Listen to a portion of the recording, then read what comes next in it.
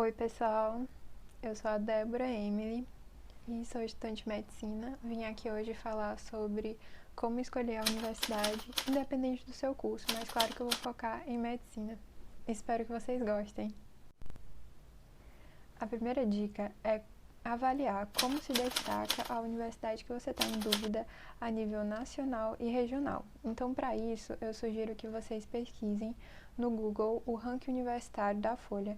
Como vocês podem ver a partir dessas filmagens, o ranking universitário ele vai fazer um catálogo de acordo com o tipo de estrutura e entre outros critérios que definem essa seleção.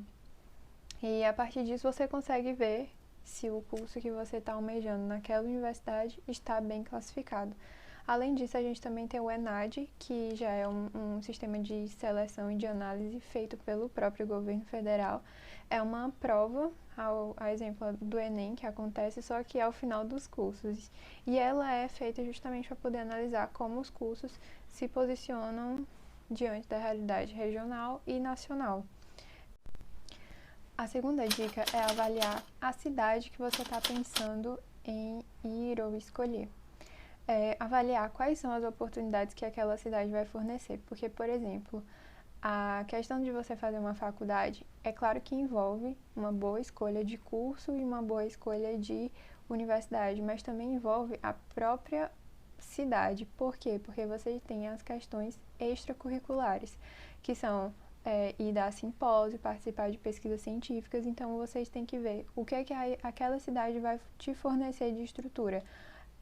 Exemplo, se aquela cidade tem outras universidades que também podem realizar simpósios, podem realizar congressos e se ela pode abarcar congressos, eventos que seriam realizados a nível nacional. Exemplo, assim, Congresso Brasileiro de Cardiologia.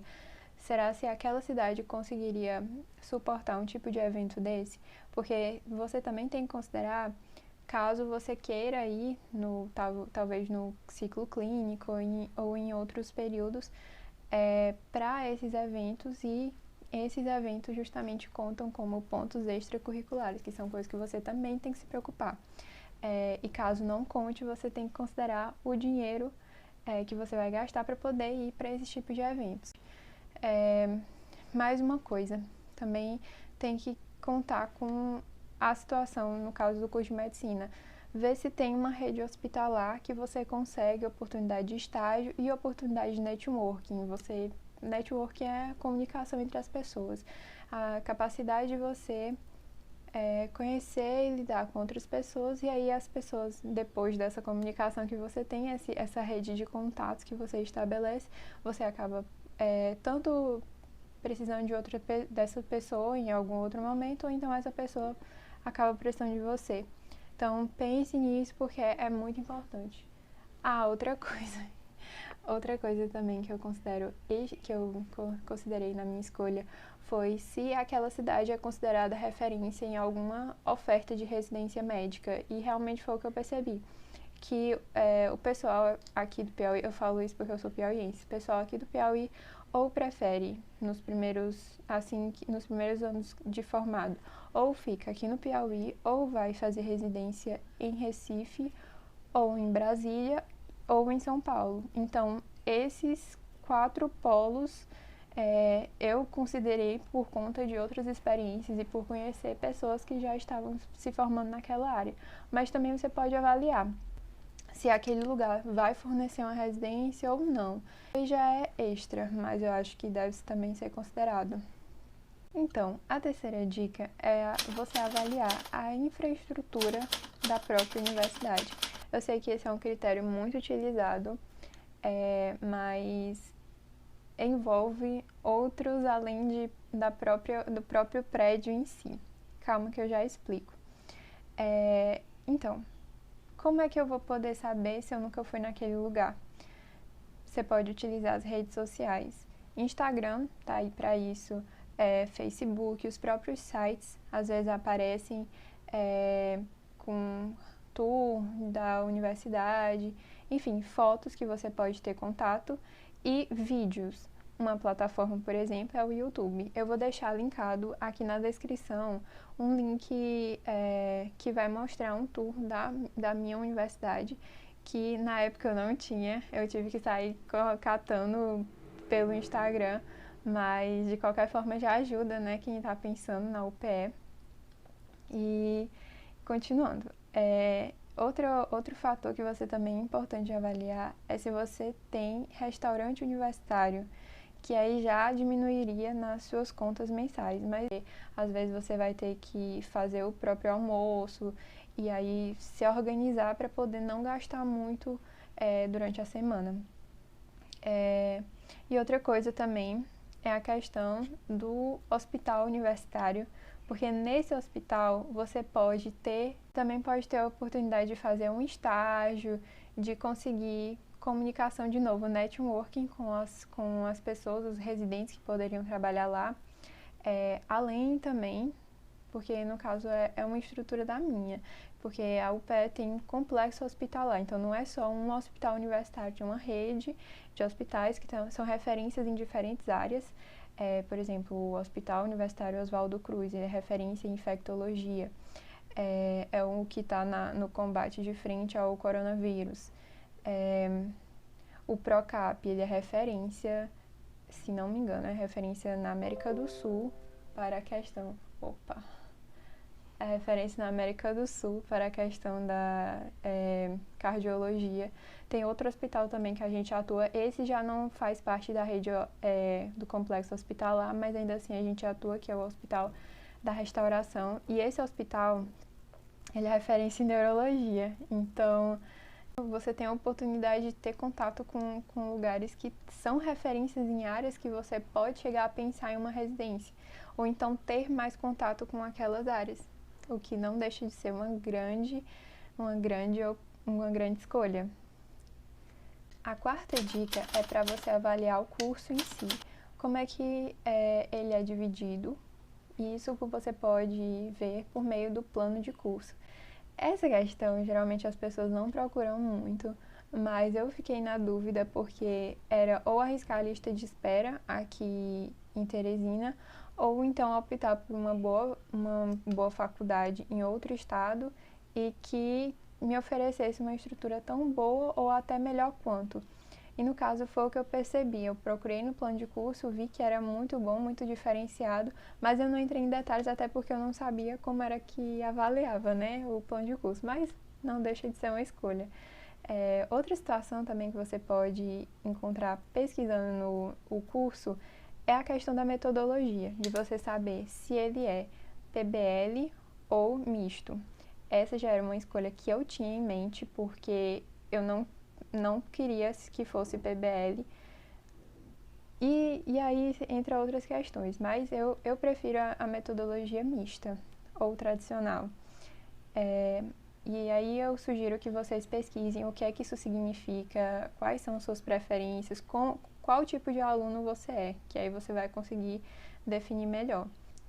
Outro fator, aliado a essa dica do curso, é a situação do próprio histórico, né? Eu também dei preferência à maior quantidade de turmas formadas, porque assim, claro que existem casos e casos, universidades novas que são muito boas e até melhores que universidades que têm já um histórico aí, mas o que é que significa avaliar o histórico? É avaliar quanto a metodologia é empregada, e isso vai além do PBL ou misto, quanto aquela metodologia adotada no curso é avaliado tanto pelos próprios alunos quanto pelo mercado em si.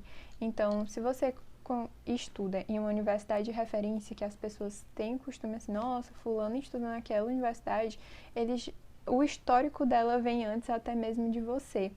Então, pense nisso, é muito importante. Até na situação de residência, claramente eu não tenho muito o que falar, porque, né, nem entrei direito. Mas uma coisa que falam muito é que eles avaliam sim de onde você veio, mas não é definitivo, é só um critério de análise mesmo. Um fator que foi gerado por conta da pandemia foi a situação de muitos cursos atrasarem, né? Por exemplo, a minha mesma atrasou, minhas aulas só começam em junho deste ano, por conta da pandemia, por conta de inúmeros fatores e que a gente não conseguia ter aulas práticas por conta que as aulas eram literalmente dentro do hospital. E aí, o que foi que eu percebi? Tem muita gente que está desesperada por poder conseguir se formar logo, outras nem tanto. Então, assim, você tem que avaliar quais foram. Dá uma pesquisada também no Google para saber quais são as universidades que atrasaram mais, as que atrasaram menos. E aí, ver se esse fator, esse critério é importante para você ou não. A quinta dica é sobre a questão financeira. A gente sabe que essa pandemia afetou em inúmeros critérios a nossa vida e um deles foi principalmente a economia. Então, você tem que considerar que na faculdade, apesar de ser pública ou se for privada, você tem que considerar gastos além da própria mensalidade e apesar de ser pública, no caso das públicas, você tem que considerar que existem gastos sim. E quais são eles? Por exemplo, mesmo que você morasse na mesma cidade onde seus pais, você teria gasto com deslocamento, você teria gasto com alimentação, porque muitas vezes você passa o tempo todo fora. Agora não, mas enfim, vocês entenderam. Você passa o tempo todo fora, você tem os materiais do curso, jaleco, estetoscópio, tem os próprios gastos que já vão começar, né, a preparar a questão da formatura. Então, assim, é muita coisa que deve ser levada em consideração. Agora, se você passou para um lugar que não era a sua cidade natal, tem que pensar no deslocamento, tem que pensar na alimentação, como é que você vai distribuir essa alimentação. Você tem que pensar no custo de vida daquele lugar, o que é que ele poderia lhe oferecer e quais seriam os gastos, se você vai querer sair no final de semana ou então só 2 vezes por mês. Tudo isso você tem que considerar, porque é preciso muito planejamento financeiro para que você não tenha que pego de surpresa.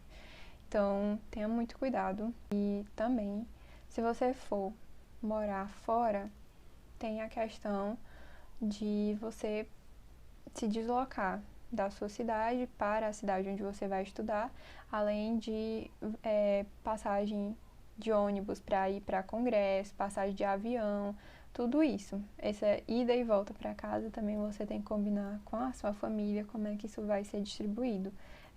Quantas vezes você vai visitar, se você vai visitar em todos os feriados, tudo isso tem que ser considerado. Já a sexta dica, ela envolve a questão da mudança em si, como é que a mudança refletiria na sua vida. Então, assim, você tem que ver como você é, qual o tipo de pessoa que você é. Você vai sentir muita falta de casa, como é que você vai lidar com a saudade, como é que você vai lidar com fazer coisas, por exemplo, faxina, ter que ir para o supermercado, se programar para isso. Todas essas questões são muito importantes porque na hora você não pensa, você só fica, ai meu Deus, estou feliz e tudo, passei e é maravilhoso. Mas aí você tem que adicionar esses outros fatores para que, de novo, você não seja pego de surpresa. Então, assim, pense bem, pense bastante. Eu sei que o SISU foi adiado para quarta-feira, mas isso ainda deve ser levado em consideração, é por isso que eu estou fazendo esse vídeo. Então, eu espero muito que vocês gostem e, de novo, acabei de saber que a dupla classificação não vai mais ser adotada, que vai ter o sistema parcial, só vai ter uma parcial para você poder analisar de acordo com o que era antes de ter aquela mudança ano passado. Então, assim, de novo, eu volto ao meu vídeo anterior, assistam o meu vídeo e eu coloquei a divisãozinha por capítulos, então vai ser mais fácil você procurar exatamente as dicas antes da dupla classificação, porque ainda serve aquela questão de você fazer a tabela, fazer a análise das notas de corte, e aí sim é importante levar em consideração as notas de corte de 2018, de 2017, talvez como se comportou, e também nos primeiros dias das primeiras notas de corte de 2020 no SISU 1. Então, é isso, pessoal. Espero que vocês tenham gostado e qualquer coisa, deixem aqui nos comentários. Como estarei à disposição.